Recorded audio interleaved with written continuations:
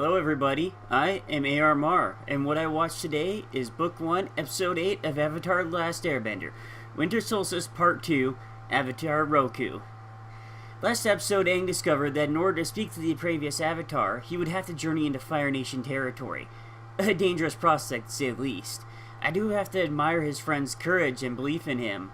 Not only believing that, it had to be done, just as Aang said, but basically saying, like, okay, if you have to do this, we are coming with you. We're not going to let you do something so dangerous alone. It really shows their bond, even in such a short time, which admittedly is something that I hear happens in war. Such extreme circumstances cause you to form bonds really fast, and the writing really is good in that regard. The Fire Nation blockade was really impressive, and I liked that little touch of it being headed by the colonel that Zuko humiliated in a previous episode. His anger at that, pushing him to fire on both the Avatar and Zuko. They also did a really good job of showing Zuko's desperation to catch the Avatar and reminding us just how much Zuko has at stake.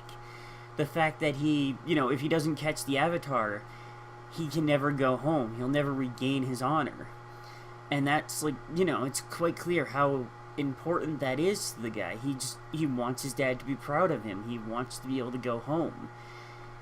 He wants to be acknowledged as something other than a failure. It would probably be the best way to put it.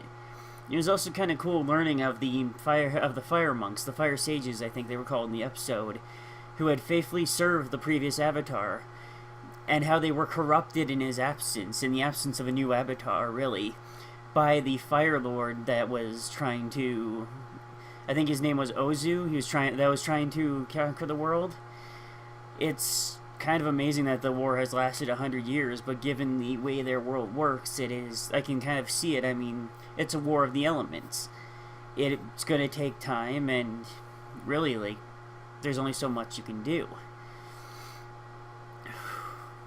It was kind of fun, seeing Aang talk to his past self, get that little bit of advice, and finding out exactly what the comet, what it is, what it can do, and just how bad it would be if this is allowed to pass.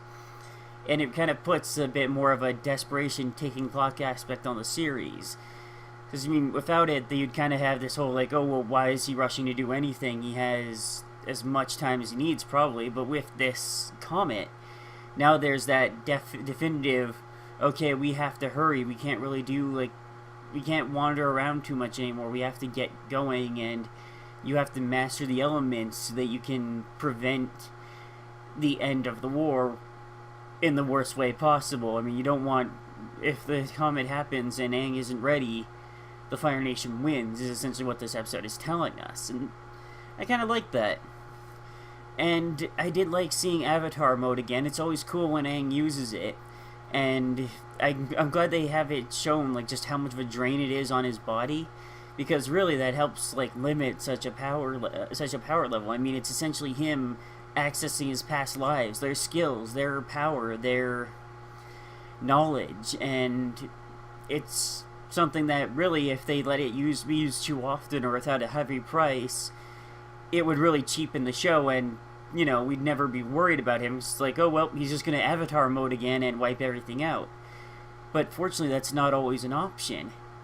And it's really good because a lot of shows, when they keep increasing the power like that, Dragon Ball Z is a great example where they're oh yep, now I have this new extreme power that I can use whenever I want. Well, now the enemies can wipe out the planet with a single finger. New extreme power that I can use whenever I want. Now they can wipe out the planet without even lifting a finger, etc., etc. It's a good way to keep it balanced and keep it on him, that he can't just rely on this Avatar mode. He does have to master the elements himself, both to strengthen mostly to strengthen his body, and so that he doesn't have to rely on the Avatar state. That he can just, build up the power himself, and the Avatar state's only really there when he most desperately needs it. And yeah, all in all, another great episode, not quite as dense as the previous one, but still really fun and kind of a nice cool down after how frantic the previous episode was. Anyhow, I am AR Mar, and I will talk to you all later. You have a great night.